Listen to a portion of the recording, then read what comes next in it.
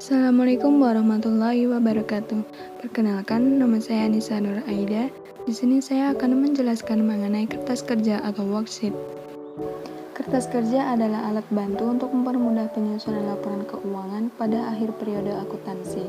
Untuk menyusun atau membuat kertas kerja dalam perusahaan dagang, sama seperti yang dilakukan dalam perusahaan jasa, baik dari kolom neraca saldo, jumlah penyesuaian, neraca saldo disesuaikan, laba rugi, dan juga neraca.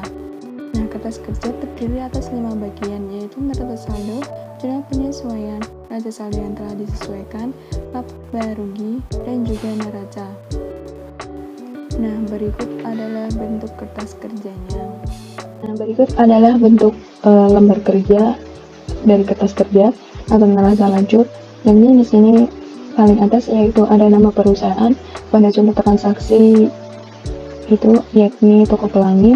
Kemudian di sini ada keterangan neraca lajur atau worksheet.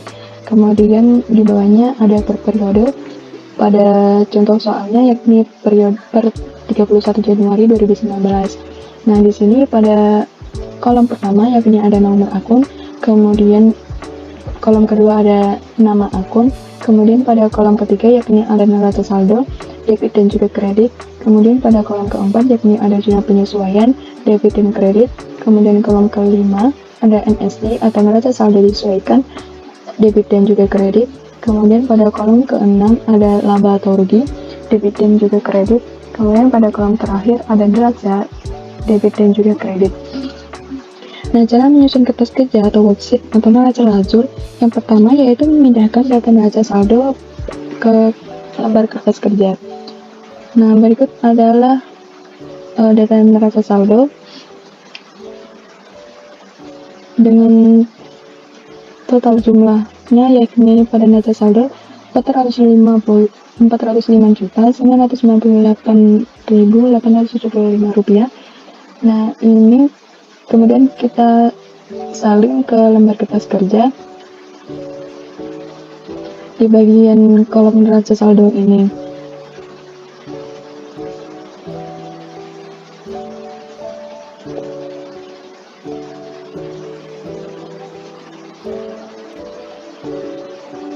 Kemudian beserta dengan jumlahnya.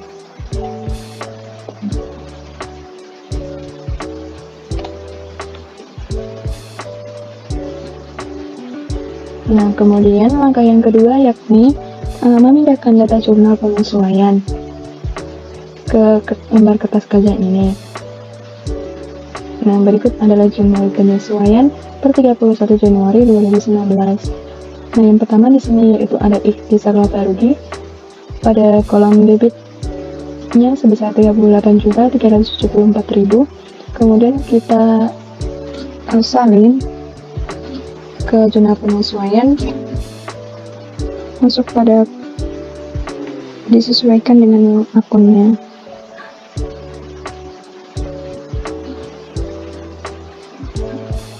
Kita cari ikhtisar laba rugi, katanya itu tidak ada. Jika tidak ada, kita bisa cantumkan di bawah ini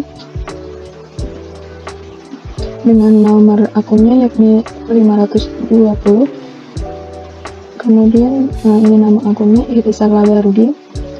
Kemudian pada nominalnya yakni di debit sebesar 38.374.000 rupiah.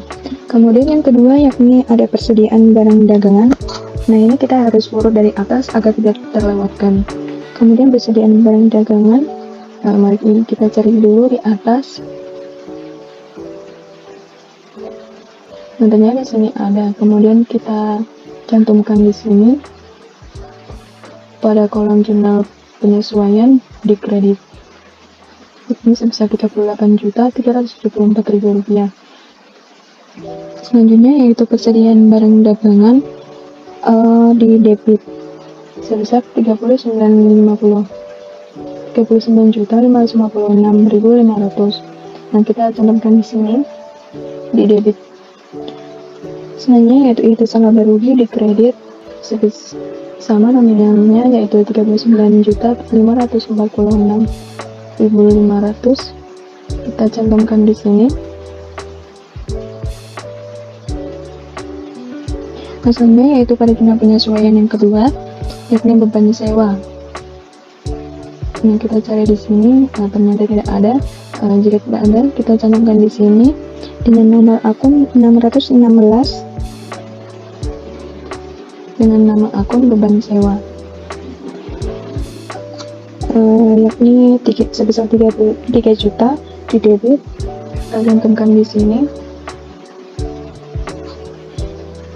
Alasannya yaitu semua dibayar di muka. Kita cari di atas apakah ada nama akunnya atau tidak. Ternyata ada. Di sini semua dibayar di muka.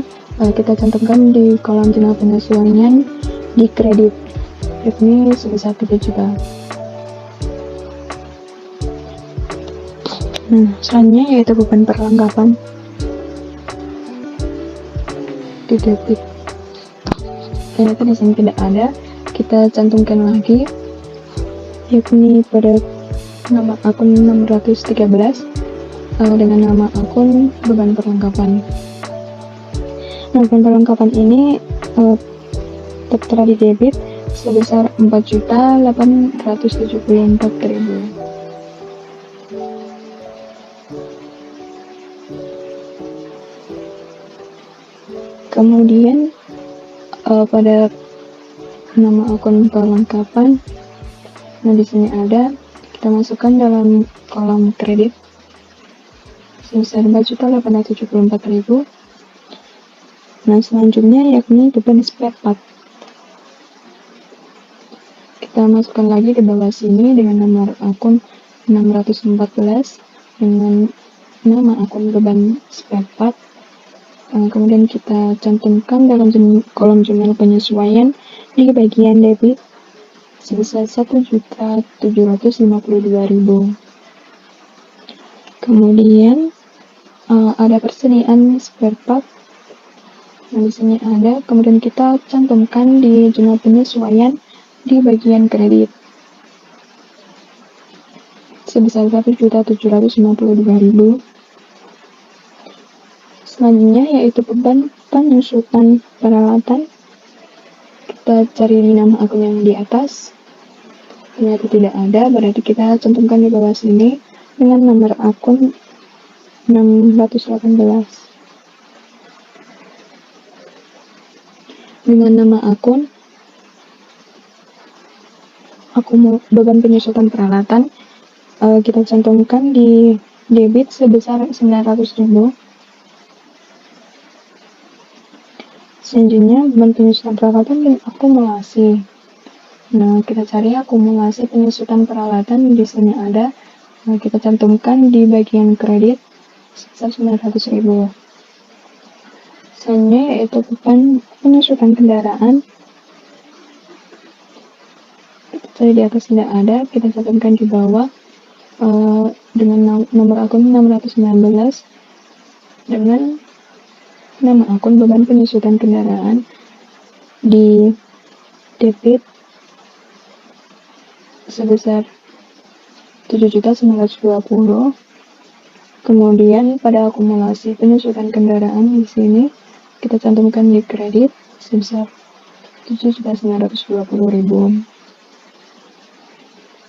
Dan jika semuanya sudah, kita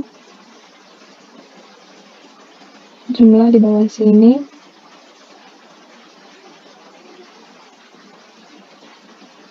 Nah, hasilnya sebesar 96.000.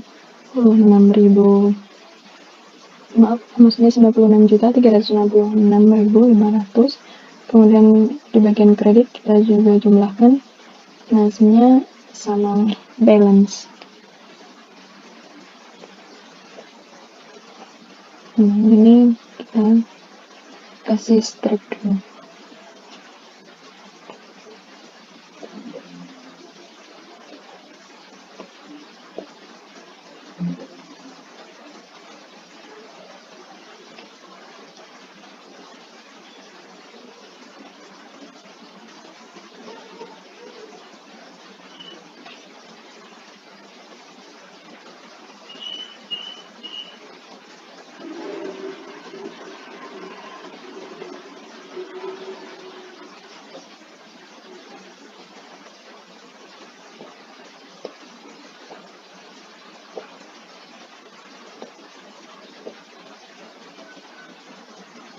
Nah, kemudian langkah selanjutnya yaitu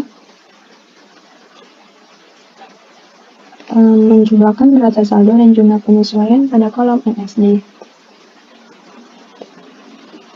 di sini. Nah, ini karena di jumlah penyesuaiannya tidak ada, maka kita tinggal salin jumlah neraca saldo ini ke bagian debit sini. Disesuaikan jika di kolom debit lebih besar, maka kita letakkan di debit. Nah, kita tinggal menjumlahkan ini kita tinggal pindah. Nah, kemudian pada kasus ini caranya yakni ini bagian neraca saldo sebesar 38.374.000 rupiah ini ditambah dengan 39.526.500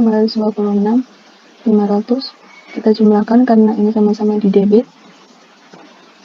Kemudian kita kurangkan dengan 38.374.000. Nah, hasilnya yaitu 39.556.500. Kemudian pada presiden spare part ini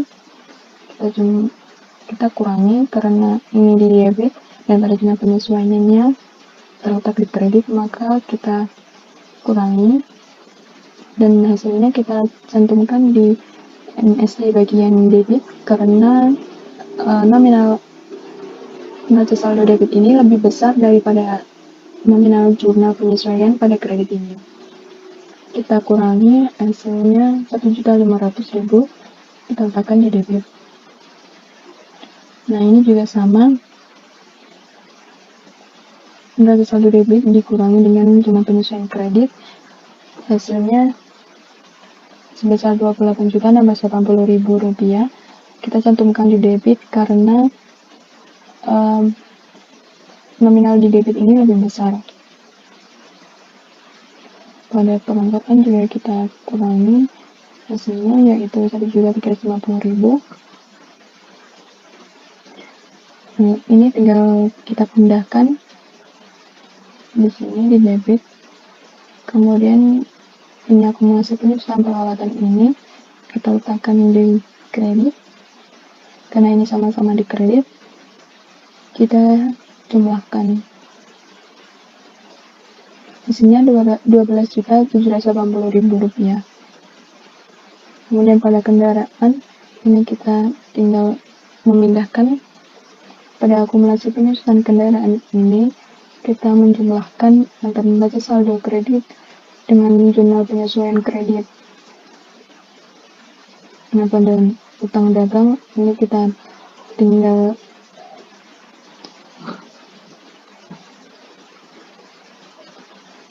menyalin. Nah, pada utang gaji ini tidak ada, berarti kita tinggal strip aja, dikasih strip.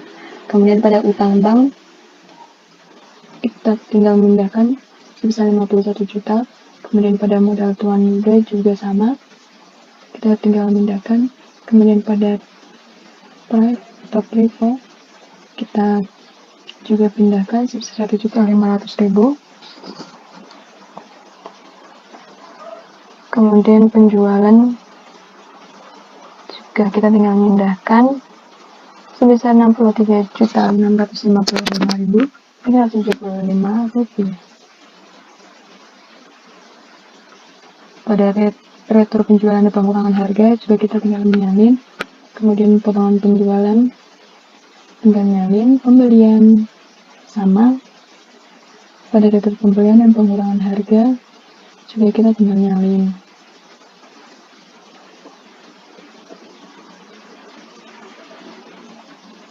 Nah, pada beban gaji juga tidak nyalin.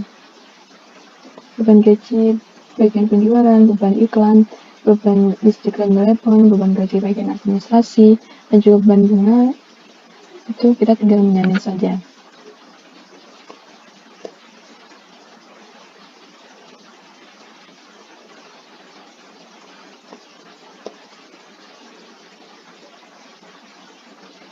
Nah, selanjutnya pada ikhtisar laba rugi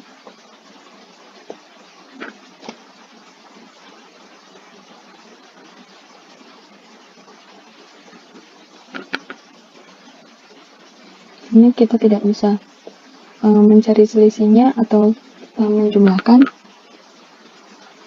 karena pada akun ikhtisar laba rugi pada neraca saldo disesuaikan tidak perlu diselisihkan karena akun ikhtisar laba rugi di sisi debit merupakan unsur HPP dan di sisi kredit ini merupakan unsur harta yang masih mengandung laba, jadi tidak perlu diselisihkan. Nah, kemudian selanjutnya yaitu pada beban sewa, ini kita tinggal menyalin. Begitu juga dengan beban perlengkapan spare part, penyusunan peralatan, dan juga penyusunan kendaraan, kita tinggal menyalin. Nah, setelah semuanya sudah, kita jumlahkan di bagian sini. Nah, hasilnya yaitu Rp454.365.375. Nah, di sini hasilnya sama, jadi sama dan seimbang.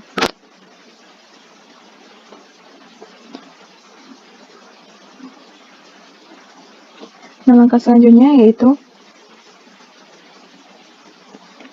memindahkan NSD ini ke bagian laba rugi dan juga pada kolom laba rugi dan juga pada kolom neraca.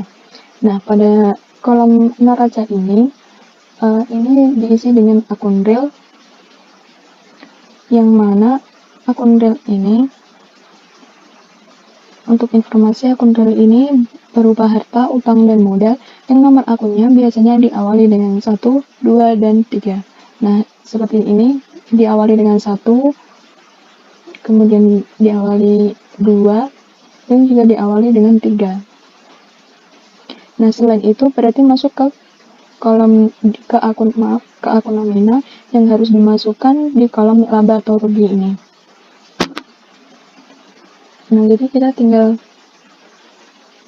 menyalin neraca saldo ini dari neraca saldo yang sudah disesuaikan. Nah, untuk nomor akun 1 hingga akun 3, yakni dari kas hingga 5 ini, prefer, kita pindah di sini, di bagian neraca sini. Nah, untuk di bagian laba rugi ini kosong. Nah, selanjutnya, berarti selain nomor akun awalan 1, 2, dan 3, selain itu berarti masuk pada bagian kolom laba dan rugi ini. Itu cara cepatnya. Berarti dari penjualan sampai beban bunga ini masuk ke kolom laba rugi. Nah, kita tinggal pindahkan dari NSD atau neraca saldo yang telah disesuaikan ke laba atau rugi, kolom laba. Jadi di bagian neraca ini kosong, kita beri strip. Dan kemudian ini juga sama, karena di awal 5, 6 ini berarti masuk ke laporan laba rugi. Nah, ini kita tinggal nyalin dari NSD. Nah, ini kita tinggal kasih strip. Nah, setelah sudah, kita menjumlahkan bagian laba rugi, bagian debit, kita jumlahkan, dapat dihasilkan sebesar Rp91.854.000. Kemudian pada laba rugi, bagian kredit, yakni dihasilkan Rp104.958.375. Kemudian pada neraca kredit, dihasilkan Rp362.511.375. Kemudian pada bagian ini sebesar Rp359.407.000. Kemudian setelah itu kita cari selisihnya antara debit dan juga kreditnya. Ini lebih besar bagian kredit, maka kita kurangi dengan bagian debit ini. Nah, di sini jumlahnya harus sama atau balance. Kita kurangi, yakni dihasilkan selisihnya yaitu sebesar Rp13.104.375. Kemudian ini jumlah debit ini ditambah dengan selisih bagian debit dan kredit ini, kita jumlahkan, hasilnya sebesar Rp104.958.375. Maka hasilnya balance dengan bagian kredit ini. Kemudian di sini juga sama, kita cari selisihnya antara debit dan kredit ini, dan dihasilkan sebesar Rp13.104.375. Nah, ini juga hasilnya sama, balance. Kemudian kita tinggal jumlahkan antara bagian kredit ini dengan selisih ini. Kita jumlahkan, didapatkan hasil sebesar Rp362.511.375, dan hasilnya sama seperti bagian neraca yang debit. Nah, berikut adalah hasilnya, dan ini diperoleh hasilnya adalah balance, jadi tidak ada yang salah. Begitu.